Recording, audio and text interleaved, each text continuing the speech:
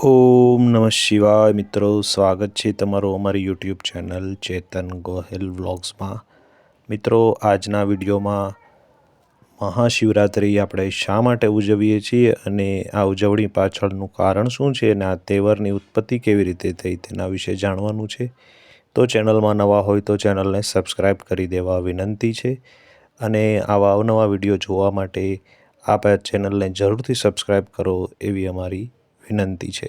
આભાર। મિત્રો, આપણા હિન્દુ ધર્મની અંદર મહાશિવરાત્રિનો તહેવાર એ વિશેષ મહત્ત્વ ધરાવતો તહેવાર છે। આ વર્ષે મહાશિવરાત્રિ 26 ફેબ્રુઆરી 2025ના દિવસે એટલે કે બુધવારના દિવસે ઉજવવાની છે। ધાર્મિક માન્યતા અનુસાર આ પવિત્ર દિવસે ભગવાન શિવ અને માતા પાર્વતીની પૂજા કરવાથી ભક્તોની મનોકામનાઓ પૂર્ણ થાય છે। આજે તમે મહાશિવરાત્રિની ઉજવણી કરશો ત્યારે આ ઉજવણી કરવા પાછળનું કારણ અને તહેવારની ઉત્પત્તિ વિશે અમે આપ લોકોને જણાવવા જઈ રહ્યા છીએ। તો વિડીયોમાં અંત સુધી જોડાયેલા રહેજો, વિડીયોને સ્કીપ ન કરવા વિનંતી છે। દર મહિને એકવાર માસિક શિવરાત્રિ પણ ઉજવવામાં આવે છે, પણ ફાલ્ગુન માસની કૃષ્ણ પક્ષની ચતુર્દશીની તિથિ પર આવતા મહાશિવરાત્રિના તહેવારનું વિશેષ મહત્ત્વ છે। આ તિથિને ભગવાન શિવનો પ્રિય દિવસ માનવામાં આવે છે, તેથી શિવ ભક્તો માટે આ તહેવાર અતિ મહત્ત્વપૂર્ણ છે। શાસ્ત્રો અનુસાર મહાશિવરાત્રિના દિવસે પ્રદોષ કાળમાં ભોળાનાથની 4 પ્રહર માટે જો પૂજા કરવામાં આવે તો તે શુભ માનવામાં આવે છે। તો હવે જાણો કે આ મહાશિવરાત્રિની પૂજા અને તહેવાર કેમ ઉજવવામાં આવે છે। તો પ્રશ્ન છે કે ભાઈ, મહાશિવરાત્રિનો તહેવાર કેમ ઉજવવામાં આવે છે? મહાશિવરાત્રિ ઉજવવાના કારણ અંગે વિવિધ ધાર્મિક માન્યતા અને પૌરાણિક કથાઓ પણ છે।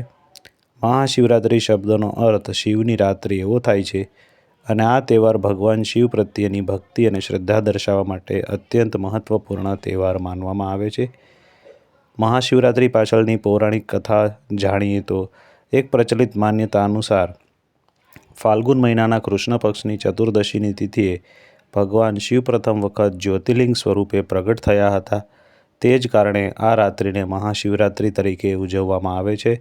સરળ શબ્દોમાં આપણે કહીએ તો મહાશિવરાત્રિ એ ભગવાન શિવના નિરાકાર સ્વરૂપમાંથી સાકાર સ્વરૂપમાં અવતરણ લેવાની પવિત્ર રાત્રિ ગણવામાં આવે છે અને શિવ ભક્તો માટે આ દિવસ અત્યંત શુભ માનવામાં આવે છે। મહાશિવરાત્રિ શું છે એ શિવપુરાણ અનુસાર આપણે જાણીએ તો મહાશિવરાત્રિની વાસ્તવિક કથા શિવ મહાપુરાણમાં વિગતવાર વર્ણવવામાં આવેલી છે। શિવ મહાપુરાણ અનુસાર ફાલ્ગુન મહિનાના કૃષ્ણ પક્ષની ચતુર્દશીની તિથિએ ભગવાન શિવ અને મા પાર્વતીના લગ્ન યોજાયા હતા। આ દિવસે ભગવાન શિવ વૈરાગ્ય છોડી દેવી પાર્વતી સાથે ગ્રહસ્થ જીવનની પ્રવેશ કર્યા હતા। આથી આ તહેવારને ભગવાન શિવ અને માતા પાર્વતીના દિવ્ય મિલનની યાદમાં પણ ઉજવવામાં આવે છે। આ કારણે શિવ ભક્તો આ પવિત્ર દિવસે શિવ પાર્વતીની ઉપાસના, રાત્રિ જાગરણ અને વ્રત રાખીને ભગવાન શિવની કૃપા પ્રાપ્ત કરવા સમર્પિત થાય છે। મિત્રો, મહાશિવરાત્રિના પવિત્ર દિવસે ભક્તો માટે વિશેષ મહત્ત્વનો દિવસ બની જાય છે। આ દિવસે ભોલે બાબાના ભક્તો ભોલે બાબાને પ્રસન્ન કરવામાં કોઈ કસર છોડતા નથી। તેઓ ભોલે બાબાનો અભિષેક, પૂજા વગેરે વિવિધ રીતે કરે છે।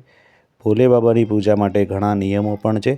પૂજા દરમિયાન તેમનું ખાસ ધ્યાન રાખવામાં આવે છે, પણ આપણાથી એવી કોઈ પણ ભૂલ આપણાથી ન થવી જોઈએ કે જેથી ભોલે બાબા એટલે કે શિવના ક્રોધનું ભોગ આપણે બનવું જોઈએ। એક વખત બ્રહ્મા અને વિષ્ણુ વચ્ચે એ વાત પર વિવાદ થયો કે બંનેમાંથી કોણ શ્રેષ્ઠ છે। બ્રહ્માજી પોતાને શ્રેષ્ઠ હોવાનો દાવો કરતા હતા, કારણ કે તેઓ બ્રહ્માંડના સર્જનહાર હતા અને ભગવાન વિષ્ણુ પોતે સમગ્ર બ્રહ્માંડના રક્ષક તરીકે શ્રેષ્ઠ ગણાવી રહ્યા હતા। પછી અચાનક ત્યાં એક વિશાળ તેજસ્વી શિવલિંગ દેખાયું। બંને દેવતાઓએ સર્વસંમતિથી નક્કી કર્યું કે જે કોઈ આ શિવલિંગનો છેડો પહેલાંથી શોધી કાઢે તેને શ્રેષ્ઠ ગણવામાં આવશે। તેથી બંને શિવલિંગનો છેડો શોધવા વિરુદ્ધ દિશામાં ગયા। વિષ્ણુજી છેડો ન શોધી શક્યા હોવાથી પાછા ફર્યા। બ્રહ્માજી પણ સફળ ન થયા, એટલે તેમણે આવીને વિષ્ણુજીને કહ્યું કે તેઓ શિવલિંગના અંત સુધી પહોંચી ગયા છે। તેમણે કેતકીના ફૂલને આનો સાક્ષી ગણાવ્યો। કેતકીના ફૂલે પણ બ્રહ્માના જુઠ્ઠાણામાં સાથ આપ્યો। જ્યારે દેવતાઓએ સર્વસંમતિથી નક્કી કર્યું કે જે મિત્રો શિવલિંગનો છેડો પહેલા શોધી કાઢશે જ્યોતિર્લિંગના દર્શનનું તેને મહત્વ શ્રેષ્ઠ ગણવામાં આવશે। શરૂ કરીએ ત્યારે ભગવાન શિવે પોતે પ્રગટ થયા અને આ જુઠ્ઠાણા માટે બ્રહ્માજીની ટીકા કરી।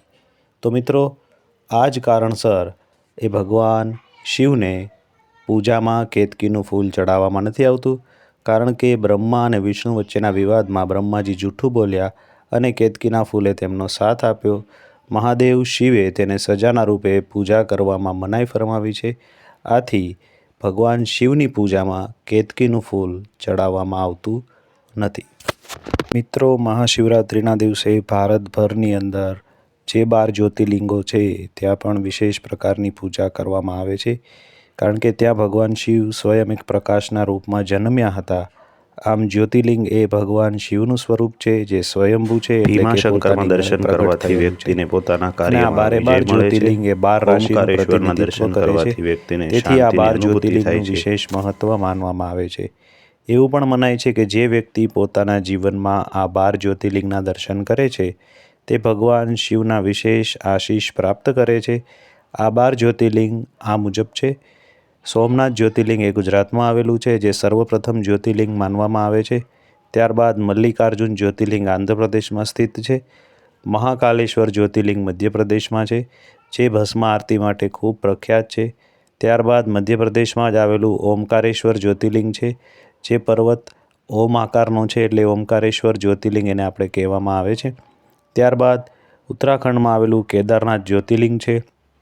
ત્યારબાદ મહારાષ્ટ્રમાં આવેલું ભીમાશંકર જ્યોતિર્લિંગ. ત્યારબાદ ઉત્તર પ્રદેશમાં કાશી વિશ્વનાથ, કાશીમાં આવેલું જ્યોતિર્લિંગ. ત્રંબકેશ્વર જ્યોતિર્લિંગ મહારાષ્ટ્રમાં આવેલું છે. વૈદ્યનાથ જ્યોતિર્લિંગ ઝારખંડ રાજ્યમાં છે. નાગેશ્વર જ્યોતિર્લિંગ એ ગુજરાત રાજ્યમાં છે. રામેશ્વરમ જ્યોતિર્લિંગ એ તમિલનાડુમાં છે. તુમેશ્વર જ્યોતિર્લિંગ એ મહારાષ્ટ્રમાં આવેલું છે. આ જ્યોતિર્લિંગ એ સ્વયંભૂ છે, જેમાં ભગવાન શિવનો વાસ છે. જ્યોતિર્લિંગનો અર્થ થાય છે જ્યોતિ સ્વરૂપે ભગવાનનું પ્રગટ થવું. એટલે જ્યાં જ્યાં ભગવાન શિવજી જ્યોતિ સ્વરૂપે પ્રગટ થયા છે તે સ્થાનને એ જ્યોતિર્લિંગ સ્વરૂપે પૂજવામાં આવે છે, જેમના દર્શન કરવાથી જીવને સુખ, શાંતિ અને તેમની તમામ મનોકામનાઓ પૂર્ણ થાય છે. આ દરેકે દરેક જ્યોતિર્લિંગનું પણ વિશેષ મહત્ત્વ છે, જેની ધાર્મિક માન્યતા અનુસાર જ્યોતિર્લિંગના દર્શન માત્રથી વ્યક્તિને મોક્ષની પ્રાપ્તિ થાય છે, તેમને દરેક પ્રકારના ભયથી મુક્તિ મળે છે અને તેના દરેક પ્રકારના પાપ અને પીડા એ નાશ પામે છે અને દરેક પ્રકારના કર્મમાંથી તેમને મુક્તિ મળે છે. તેમની મુલાકાત અથવા દર્શન માત્રથી ભક્તની તમામ ઈચ્છાઓ પૂર્ણ થાય છે. ધન અને શાંતિની પ્રાપ્તિ થાય છે. વ્યક્તિને સમૃદ્ધિની પ્રાપ્તિ થાય છે અને વ્યક્તિને મૃત્યુ પછી સ્વર્ગની પ્રાપ્તિ થાય છે. મિત્રો, આ રીતે શિવલિંગના દર્શન માત્રથી આત્માની તૃપ્તિ થાય છે અને જીવને શાંતિ મળે છે. તો મિત્રો, આ હતું મહાશિવરાત્રિનું મહત્ત્વ, મહાશિવરાત્રિની ઉત્પત્તિ કેવી રીતે થઈ અને મહાશિવરાત્રિ પાછળની જે કથા વાર્તા શું છે એ તમને અમે લોકોએ જણાવી. આમાં કોઈ દોષ રહી ગયો હોય તો અમને માફ કરશો. આ વિડીયો આપ લોકોને ગમ્યો હોય તો આપણા સગા સંબંધી સાથેને જરૂરથી શેર કરજો. ફરી મળીશું કોઈ આવા ધાર્મિક વિડીયો સાથે. ત્યાં સુધી અમને રજા આપશો. આપ સર્વોને અમારી ચેનલના ઓમ નમઃ શિવાય, જય શ્રી કૃષ્ણ.